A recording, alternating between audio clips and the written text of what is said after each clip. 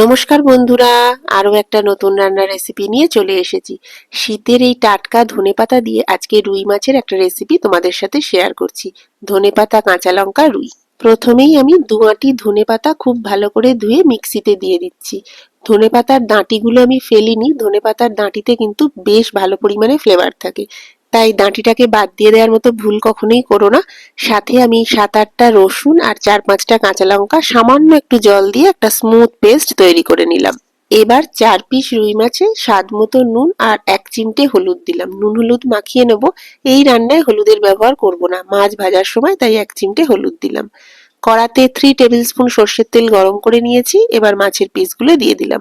Medium ফ্লেমে মাছটা ভেজে নিচ্ছি। একটা দিক ভাজা হয়ে গেলে মাছগুলো উল্টে দেবো, একইভাবে অপর দিকটাও ভেজে নিচ্ছি। শীতকালে গরম ধোঁয়া ওঠা ভাতের সাথে এই কাঁচা লঙ্কা, ধনেপাতা, রুই এই রেসিপিটা যদি থাকে, এক থালা ভাত নিমেষেই উঠে যাবে।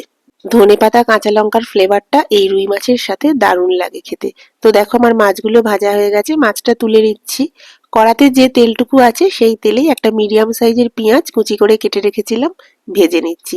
লো টু মিডিয়াম ফ্লেমে পেঁয়াজটাকে বেশ ভালোভাবে ভেজে নেব। পেঁয়াজে বেশ বাদামি রং ধরলে বুঝতে হবে পেঁয়াজটা ভাজা হয়ে গেছে। এবার আমি ধনেপাতার পেস্টটা দিয়ে দিলাম। ধনেপাতা দেওয়ার পরে গ্যাসের ফ্লেমটা লো করে পেঁয়াজের সাথে বেশ ভালোভাবে মিশিয়ে দিলাম। পেঁয়াজ আর ধনেপাতার এই পেস্টটা মিনিট 2 আমি এটাকে কষিয়ে নিলাম। মশলাটা ভালোভাবে কষিয়ে নিয়ে দিয়ে দিচ্ছি স্বাদ মতো নুন আর দিয়ে দেবো 1 টিস্পুন জিরে গুঁড়ো। এই রান্নায় আর কোনো মশলা ব্যবহার হবে না। সবটা খুব ভালোভাবে মিশিয়ে নিয়ে আরো 2-1 মিনিট কষিয়ে নিয়ে ঢাকা দিয়ে দিলাম।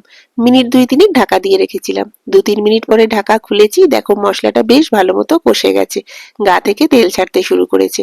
এখন এর মধ্যে আমি মিক্সির জার ধোয়া জলটা দিয়ে দিলাম আর দিয়ে দিলাম 1/2 টিস্পুন চিনি। এবার ভেজে রাখা মাছগুলো দিয়ে দিচ্ছি। এই রান্নায় খুব বেশি ঝোল ভালো লাগে না। আমি মিক্সির জারে 1 কাপ মতো জল দিয়েছিলাম, সেই জলটাই দিয়েছি।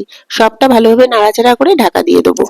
লো আঁচে 7-8 মিনিট এটাকে ঢাকা দিয়ে ফুটিয়ে নিয়েছি। 7-8 মিনিট পরে ঢাকাটা খুলেছি, দেখো গ্রেভির সাথে মাছটা বেশ ভালোভাবে মজে গেছে। সব শেষে 1 চামচ আমি ভিনিগার দিয়ে দিলাম, তোমরা চাইলে লেবুর রসও দিতে পারো। 3টে কাঁচা লঙ্কা চিড়ে দিয়ে দিলাম। এবার দিয়ে দিচ্ছি 1 টেবিল স্পুন কাঁচা সর্ষের তেল। কাঁচা তেলের গন্ধটা ধনেপাতার সাথে দারুণ লাগে।